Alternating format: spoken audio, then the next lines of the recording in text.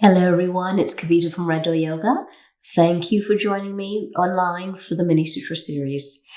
So today I wanted to talk to you about the discus thrower. Okay, this is an analogy that I have for you. One of the things that yoga tries to teach us is to put space between a feeling and a reaction. Okay, so we feel things, and most of us, the mind immediately wants to act. So it wants to react to how you're feeling. And I want you to think about this for a moment. Think about a discus thrower.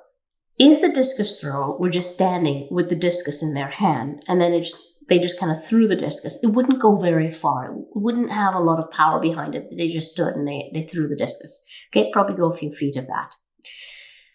What a discus thrower does is they hold the disc and then they literally spin themselves around. They wind themselves up, as it were. And while they're winding themselves, they release the discus. And all that energy that they put into spinning themselves around gets transferred into that disc as it flies very, very far. You don't want to get hit by this disc, okay? There's a lot of power behind it. And they generated that power by spinning themselves around before releasing this thing. When we have emotional responses, that's like us starting to spin ourselves around. Now, not every emotional response is a huge spin, okay? We have, little subtle emotional responses and whatnot. And that's like, you've got a little bit of a turn and then you can release the disc. Well, if you are really worked up in your emotions, whatever the emotions are, that's like you being the discus thrower, spinning yourself around.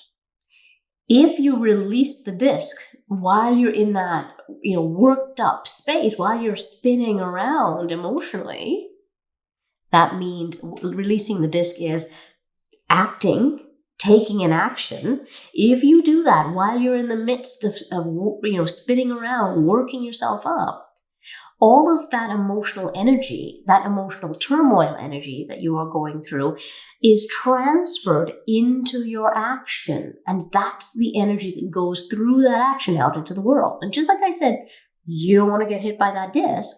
You don't want to be in the way of that action. That type of action can cause a lot of damage in the world around you.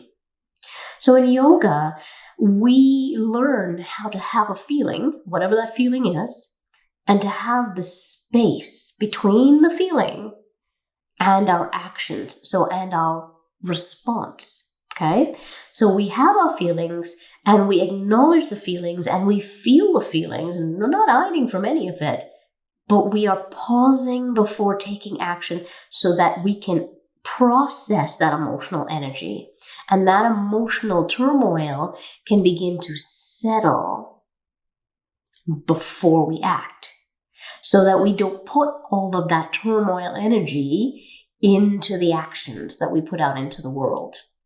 Okay? So I want you to think about yourself like a discus thrower, and I want you to start to think about your actions in the world like a disc that you're sending out into the world around you.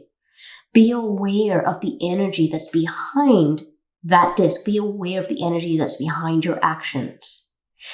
Try not to act when you are worked up. Give yourself space, give yourself processing time so that your actions come from a more settled place, a more settled energy, because that's the energy you want behind your actions. That's the energy you want to send out into the world around you. A non-violent, helpful energy. I hope this was helpful, everyone. Please do like and share the video with others. We always enjoy hearing from you, so I love reading your comments. Please do, comment on the video if you've got thoughts on it. And if you've got questions or if you've got topics you'd like me to talk about, please do put it in the comment section as well. I'm always reading and I'm always taking note of what you need help with. Okay? I look forward to seeing you again online very, very soon. Namaste.